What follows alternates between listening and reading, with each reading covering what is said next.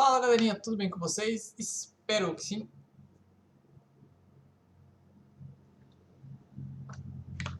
Vamos a mais uma aulinha, né? De história.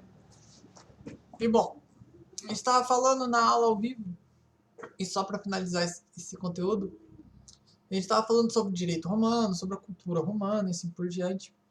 Então, nessa aula de agora, eu pretendo falar aí sobre dois temas, espero eu que dê tempo de falar sobre os dois.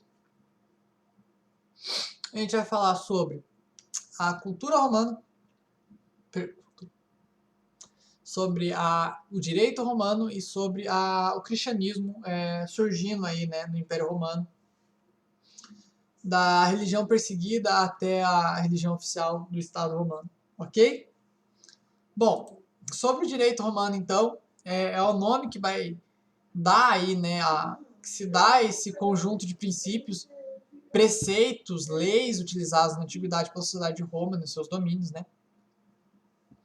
A aplicação do direito romano ele vai desde a fundação da cidade de Roma, lá em 753 a.C., até a morte do imperador do Oriente, o Justiniano, em 555 depois de Cristo. Neste longo período, então, né, o corpo jurídico romano ele constitui aí um dos mais importantes sistemas jurídicos criados e influenciado de diversas culturas em tempos diferentes. Então, a aplicação, né? Perdão, pessoal.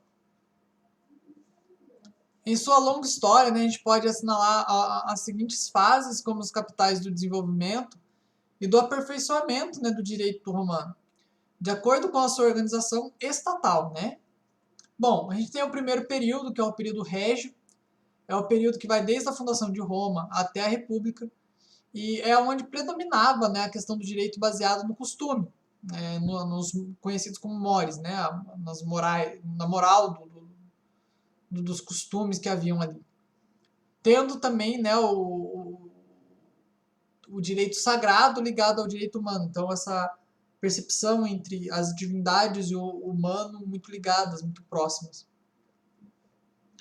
Já no período republicano, que vai mais ou menos de 510 a.C., até o período imperial, né, com Augusto, em 27 a.C., a fase do direito romano ocorre no período imperial, né, com o primeiro monarca, o Augusto, onde prevalecia o jus gentium. Jus gentium. Isso aí é o latim mesmo. Sobressaindo, então, o jus faz, que era o direito sagrado religioso, e o direito comum a todos os povos do Mediterrâneo, bem como o conceito, né, do bonum etiacum, que é o conceito da boa-fé. São nominhos bem complicados, eu sei, mas tá tudo suave. O período do Principado, né, o período do direito clássico, da época áurea da jurisprudência, que vai no reinado de Augusto até o imperador Diocleciano, e há uma participação maior dos jurisconsultos, né, os conhecedores do direito à época, e além da substituição do direito magistratural, que era o jus honorário, que auxiliava e supria a cerne, né, do originário do direito. E no lugar, então, desse surge o cognitum extra ordinem, que é a administração da justiça e da aplicação particular do próprio imperador. No período da monarquia absoluta, por exemplo, que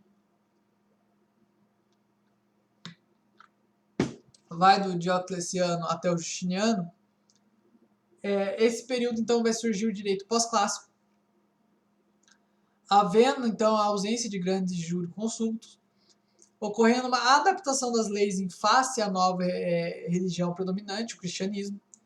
E neste período ocorre a formação do direito moderno, que começa a ser codificado a partir do século VI d.C. pelo próprio imperador Justiniano. É importante, então, a gente notar que, para entender isso melhor, o direito romano se faz crucial, né, a obra algumas obras e também escritos gramaticais, né? E entre outras obras que foram importantes para a compreensão do que era o direito na época da Roma Antiga, e isso era muito ligado à questão de direito e outras coisas, à religião, à cultura, a teatro, a literatura e assim por diante, ok? Bom,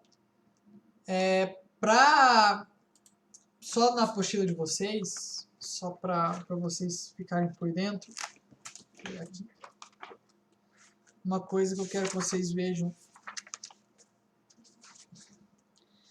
Lá na página 11 de vocês, vocês vão ter uma tabelinha chamada Direito, na Direito e Literatura, vai ter lá Direito Civil, Direito dos Povos e Direito Natural.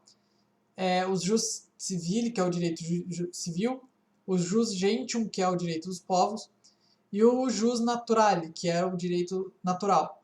Dê uma olhada nisso, porque a gente vai usar isso aí nas aulas, ok? Na aula ao vivo. Bom, falando agora então sobre a questão do cristianismo, né? A gente tem aí ele de uma religião perseguida a uma religião oficial, né? Uma religião que cresceu muito no Império Romano. Independente dos termos ou não uma crença religiosa ou da religião da qual praticamos, a gente precisa conhecer essa origem do cristianismo, porque ela é muito importante, pois essa doutrina, né, ela tem influenciado a história da humanidade há mais de 2000 anos. E as origens medievais das atuais nações europeias são essencialmente cristãs, né? A gente vai ver isso agora na questão do medievalismo, onde a religião cristã, a religião católica, ela é a mais importante no período europeu, justamente pela predominância. Bom, o cristianismo, então, ele vai surgir, né, a partir da doutrina dos homens que seguiam Jesus Cristo. Jesus foi um judeu que nasceu e morreu na região onde atualmente se situa a Jordânia e Israel, lá no Oriente Médio, e que, por sinal, elas estavam sob o domínio dos romanos no século I.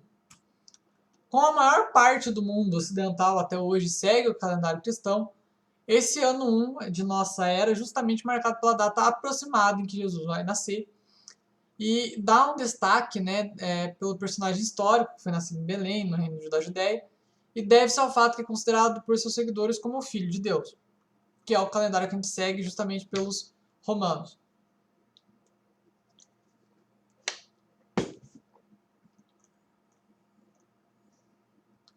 Bom, o mais importante para a gente não é nem a questão de como o cristianismo surgiu, o que eles fizeram, deixar de fazer, é sim o surgimento da igreja.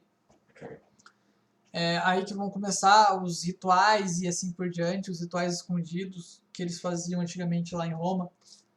Acredito que vocês já ouviram algumas histórias, eu acredito, eu né, não sei, mas possivelmente na catequese sim, onde esses até então cristãos, né, os seguidores de Cristo, eles faziam símbolos em determinadas cavernas para poder se encontrar e ter as suas ritualísticas de matriz cristã, né?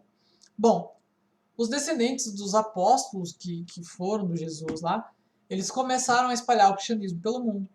Eram chamados de patriarcas, e assim as comunidades constituídas pelos apóstolos foram se perpetuando, né? Mesmo após a morte deles, e fazendo o cristianismo se fortalecer como uma igreja. Essa palavra, igreja, ela vem do grego, né, que se chama eclesia, e que significa uma assembleia, uma representação. Então, portanto, uma reunião de homens que compartilhavam a mesma ideia e prática. Então, isso é uma igreja, em teoria. A eclesia, que é estar ali envolvido com um grupo de pessoas que têm o mesmo pensamento.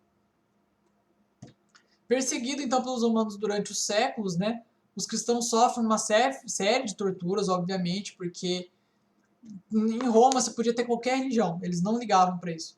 Desde que ela fosse aberta, eles não aceitavam religiões fechadas, de cultos fechados, escondidos. E até então, nesse momento, os cristãos eles tinham os rituais deles